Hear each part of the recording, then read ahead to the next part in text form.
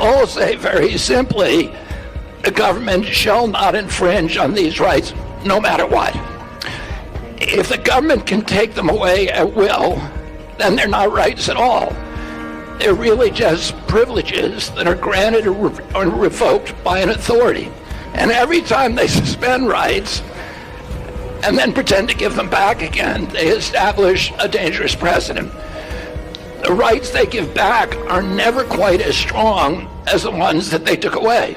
Where they want to be at this moment in history, as we're looking at efforts across the country to prevent people from being able to exercise their fundamental rights. Go ahead. Obviously, it's not the piece of paper called the Bill of Rights that protects our freedoms.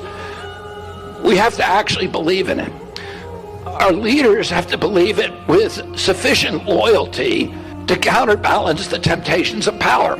And even more importantly, our citizens have to believe that their rights so loyally that they stand up for them, even when it means taking a personal risk. After all, the Constitution isn't just a legal document. It's also an inspirational document.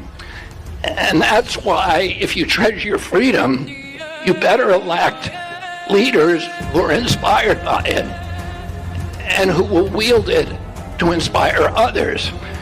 And I'm sorry to say that again and again throughout our history, our leaders have failed to respect it.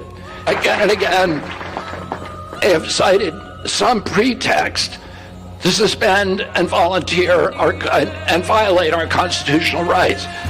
There's always a reason why right now the rights are an inconvenience that we can't afford.